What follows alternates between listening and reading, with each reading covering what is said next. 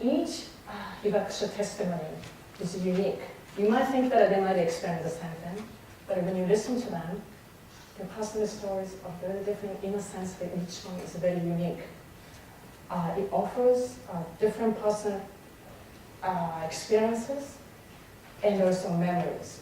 And as you heard, the Setsuko-san was 13 years old, and the Yamashita-san was 6 years old.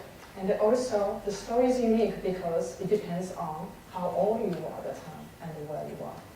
That will shape a very unique story. That's what you heard today. It's very, very important because the average age of the Hibakushas is over 76 years old right now. And then how many of them are able to come and speak with us in the next 20, 30 years? So what you're hearing right now is something, I would call it your task. My question, our question is, when you hear the testimony like this, what are you going to do with the information and the testimony and the personal story that we're giving to you? That's a question that I think all of our guests would like to ask. And also thank Mr. Clifton, Truman, Daniel for coming together with us survivors together on the same stage and sharing your own experience and coming to know the Hibakushas. I have to give you this term Hibakusha later in a minute because some of you might not know.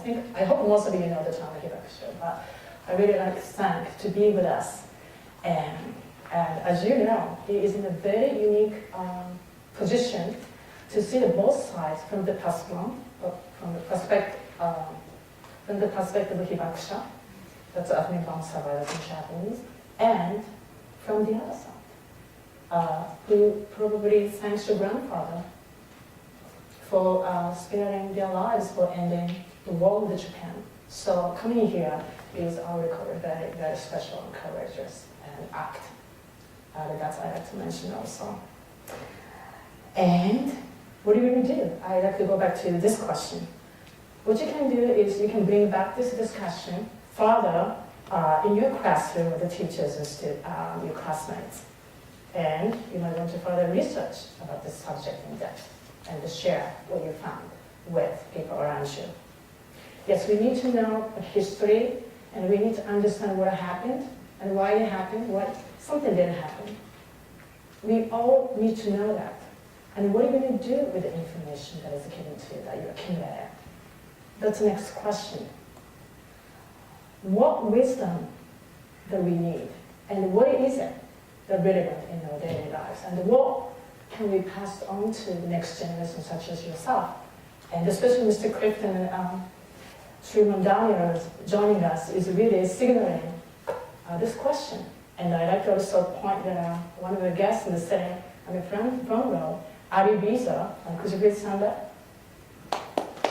He is the grandson of the railway pilot who was actually on board on the both B-29 bombers that dropped atomic bombs in both Hiroshima and Nagasaki in 1945. His joining us is really is a great illustrated example of what the next generation can do. So think about it, this question when you ask a question today, or maybe after that, with your family members, what the next generation can do. That is most, I would call it, the next important question. Right? Thank you so much. So let me go back. How many of you know the term Hibakusha? Have you learned that already? Let's pronounce it together, okay? First of all, Hibakusha. Hibaku means being exposed, and the sha means a person that is being exposed. So it's a very important term that has been already used many times. So let's repeat it again. Hibakusha. Hibakusha. Okay, that's good. If the war would have been switched and Japan possessed nuclear weapons, do you feel that Japan would also have used them, or would they have acted differently? Setsuko-san, would you like to say? My first thing I said was, wow, what a hypothetical question it is. Well, but I think it's a legitimate question. I can't answer that. Maybe, maybe not. But I don't consider this discussion. And it was from, yes, Yes, it's, that question for us, it's very difficult to answer because we didn't know nothing what's really happening during the wartime, especially my age. We didn't have any knowledge about the war, and the government kept in totally secret. And we always had news on the radio. Japan was winning everywhere in the world. So to Japan is nothing happened. But all of a sudden, and one day we had news, we are going to have an American invasion.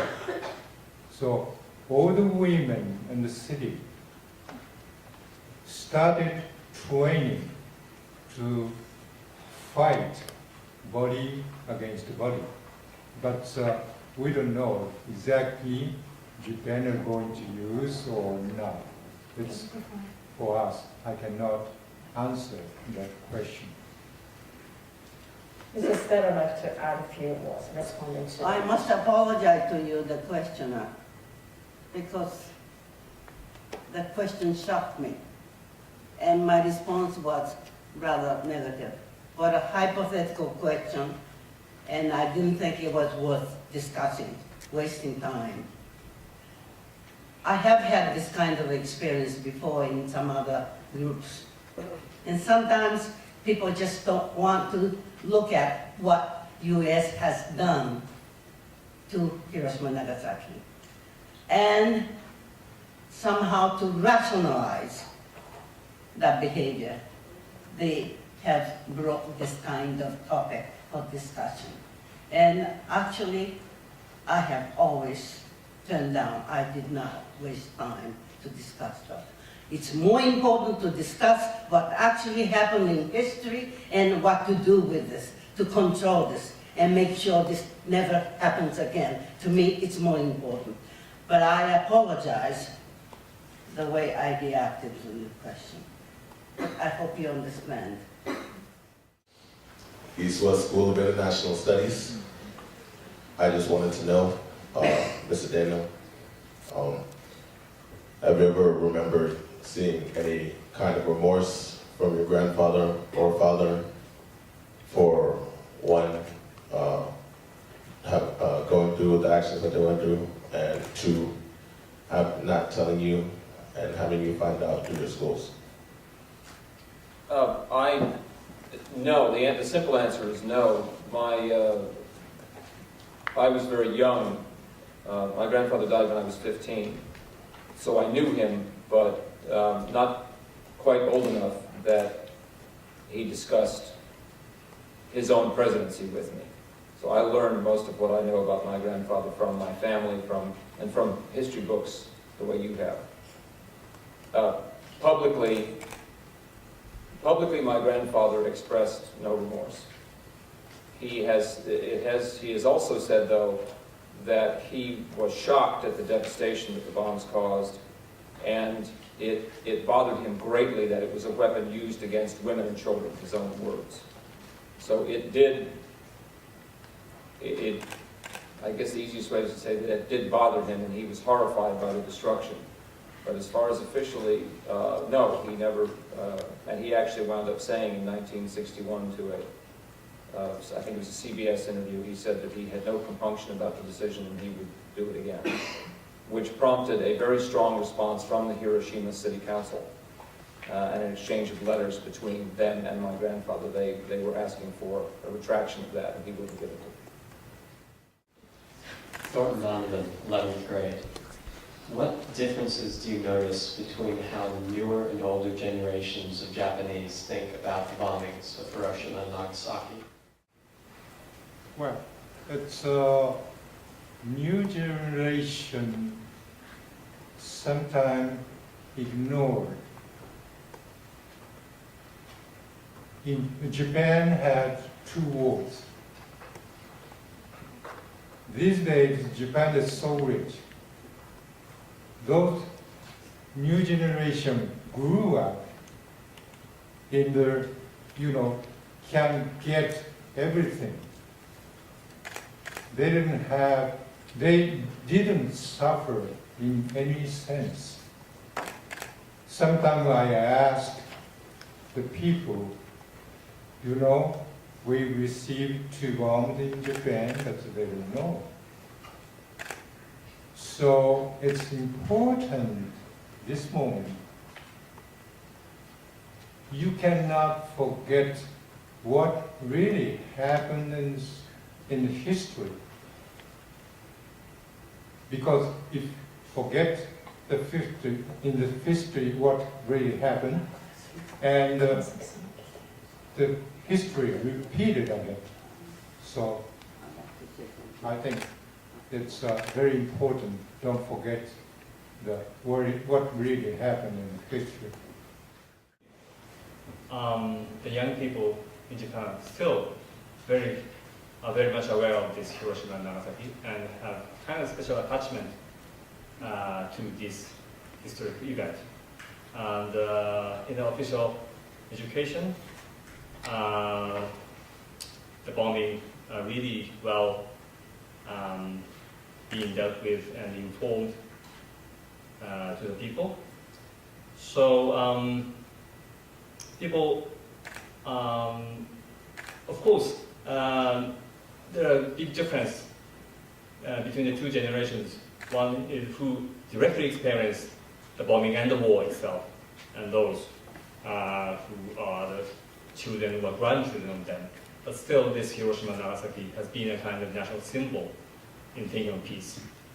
But one important thing is that we Japanese people have realized it has been a symbol which sometimes lacks substance. We realized this when another nuclear accident in Fukushima happened. So the Fukushima accident happened, and people are again exposed to radiation. And people learned that we didn't understand what the radiation would mean to the people and to the environment. So after Fukushima, the memory of Hiroshima and Nagasaki has been in big public question and public debate in the society of Japan. It's vitally important all of us, all timers, do a better job of passing on the information. First of all, in my view, Japanese government has not been doing adequate job to keep the past, to pass on the past history, especially the painful part of Japanese history, atomic bombing, the relationship with Korea, China, other colonized nations. All those things come up in history. In Japanese textbooks seem to suppress the true information. And people got up and they organized their campaign and protested the government. So the government were forced to revise the textbook. I suppose you must have that kind of history in this country too. I hope so. But that has been taking, and I think more of that have to take place in Japan. Anyway, the amount they have done is little. But in the cities of, in the prefectures of Hiroshima and Nagasaki, by prefecture, that means state, equal to state. And especially in the cities of Hiroshima and Nagasaki, they are making a real conscious effort that the children grow up, were learning about what their grandparents or great-grandparents have experienced. And a lot of good things are going, and I'm delighted to get the reports from those cities. But just those two cities is not good enough. It should be spread out throughout Japan and throughout the world for that matter. I hope, well, you look at your history textbook and see how much it's written about this. And you can compare your note and with Japanese. The response is not glowing. I'm from Stuyvesant High School. So as Mr. Kawasaki mentioned about the nuclear plants in Japan, or like 2 years ago, the disaster, what do you, I to Mr. Yamashita and Ms. Thurlow, like what do you think about nuclear energy? Is it a good direction that we're going towards? Well, I think I am one of the majority who want to see the decommissioning of the nuclear plants. And that's what the majority of people are saying to the government. And the government tentatively, maybe not permanently, but anyway, the government is saying they're aiming at 2040, is that right? When they decommission. Well, we can have a sigh of relief, but I am very concerned. You're coming directly from Japan, so perhaps you can help us with that. But really, we are concerned about what the Japanese government is dealing with it, because we can't trust what they have been doing. How do we feel? Well, I think nuclear technology is the same technology, whether the product is used for the weapon system or for civilian purpose. It was introduced to Japan in early 1950s. Atoms for peace. Everybody was so happy. Well, instead of destruction, that's for peace. So unfortunately, mindlessly, Japanese government and the people accepted that technology. And Japan built 54 nuclear plants, isn't that right, throughout the country. But at least, well, unfortunately, it took that terrible, terrible disaster for us to take time and do the soul searching. Definitely. From my perspective, not only the environmental disaster it causes, and the waste products coming from the operation can contribute to the proliferation of nuclear weapons. They are like that. So at the UN, we talked about the nuclear non-proliferation and disarmament, but non-proliferation treaty says, well, it's okay to generate nuclear energy for peaceful purpose, but not for nuclear weapon. There is a lot of contradiction about this issue, and this is something I hope you go back to your school and sit down with the teachers and do study. And really, from our point of view, they are like that. Weapon system, peaceful use, they are so interconnected, so related. And most of all, the management of the waste material have not been guaranteed by any scientist. And how can we take that kind of risk? We have had enough catastrophe. We can't afford to have any more. That's my opinion. Okay. I think that's the same question to Mr. Yamashita, but since the time is running out, so I'd like to turn attention to the students who were the last. Clarkstown High School South. Is this on? Oh. There we go. For the survivors, do you harbor any negative feelings about these events? If so, how have you overcome them and moved forward? Since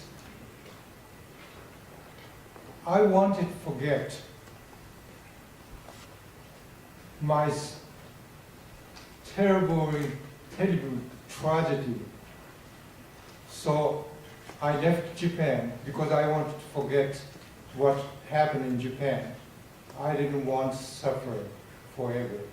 So I left Japan in 1968, moved to Mexico. But also, it was so difficult. In Mexico, they celebrate September 16, Independence Day from Spain. That day, the military parade and many airplanes flying over the city. That recall the memory, the wartime. But 1995, a friend of mine invited me to tell my experience in the university. So I said, no, it's not possible to tell my experience. I suffered. But he insisted, very important, student hear your experience. So I accept. It was so difficult to tell at the beginning. And when I finished, I started feeling kind of, my suffering is fading. And for me, it was kind of therapy. Since then, when I have opportunity to give my experience to share with Mexican people, it's not easy task but Mexico is the first country to sign up the disarmament nuclear weapon treatment in Tlatelolco. It's very famous, and the person signed up received Peace Nobel Prize. But since then, Mexico, I think, is forget that matter. The document signed up and keep in the ministry office. But these days, the people ignore that happened. So my task is very important, even living in Mexico, to tell what happened in the war, Hiroshima and Nagasaki. And because this moment, the world in dangerous situation. Any moment could happen again, the tragedy in Hiroshima and Nagasaki. So, very important, these occasions we transmit our experience. And we are not asking who is guilty or who is not, but really what's happening in Japan, it's really important, to telling. So where it's keep forward going to one day we're going to have peace in the world. Yes, indeed, I have very strong negative feeling about what I experienced and fellow citizens experience. But the war ended, occupation ended, and so-called democracy was introduced to Japan, and I finished university in Hiroshima, and I was given the scholarship to come to the United States to study. I was in Virginia. And that's where I experienced the turning point of my life as an activist. It was 1954. Yeah, that's right. Well, as I came to that college town, I was interviewed by the press. I was asked what I thought about ongoing arms race. And I naively told them openly everything I thought. The nuclear testing in the Pacific have to stop. That was bad for environment, and people had to be move out of the islands, and the fish could not be enjoyed. All the terrible things were happening. And that American testing of hydrogen bombs have to stop. And next day I started receiving unsigned hate letter. How dare you? Whose country are you? Who gave you the scholarship? Go home. And very frightening letters. A few days after I arrived, that was my introduction to your country. I was shaken. And the professor gave me a room and space and time. I didn't show up in the classroom all week. I had a lonely time, soul searching. Oh, my American professors in Japan liked me. They thought I had enough English. I could get along fine, but that's not true. Why did I come? Do I put the zipper on my mouth and pretend as though I have never experienced that? How should I live? I can't go back to Japan.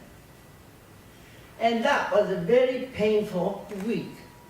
But as a result, I came out of that period with a stronger commitment to keep my vow to my classmates and schoolmates and all the loved ones in that city. I did make a vow that I'll do everything I can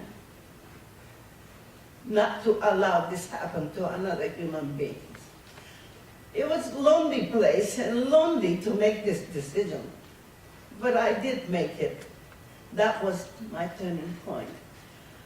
Well, that was the beginning. I have lived in North America many years now, longer than your lives, I think. And there were a lot of painful times. If I talk about peace, they say, you're a communist, go to Russia. So I said, I would go. I would share the same message with Russians. Raise a fund and send me there. And sometimes I work in the courts. There's some people who were committed to civil disobedience. Hmm? Non-violent civil disobedience. Civil disobedience. That's it, thank you. Thank you. Yes, I have met many groups like that, committed people. And they were tried. They were being tried. And I was called in to be a so-called expert witness because I have experience. I could give first-hand information. In Lower Massachusetts, my turn came and the judge looked at me and said, well, Hiroshima happened so long ago. That has no relevance to this court. And I just had the mental image of tens of thousands of people being melted and vaporized and in agony dying. And that is still continuing today because people are dying as a result of radiation. So I just screamed at the judge, but people are still dying today. I knew, the thoughts crossed my mind, I could be kicked out of the court as a contempt of court. But happy story is, one of the defendants stood up, big man like Moses with a beard. He was a veteran in Vietnam, and he himself was a lawyer, but he quit legal profession and joined this action. And he came and he started singing, "We shall not be moved." And then the rest of the defendants joined.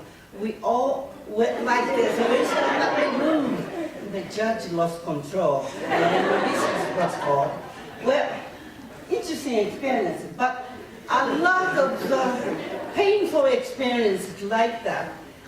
You know, when I spoke at the National Council of Churches annual meeting, when we stepped out of the building, they spat on us.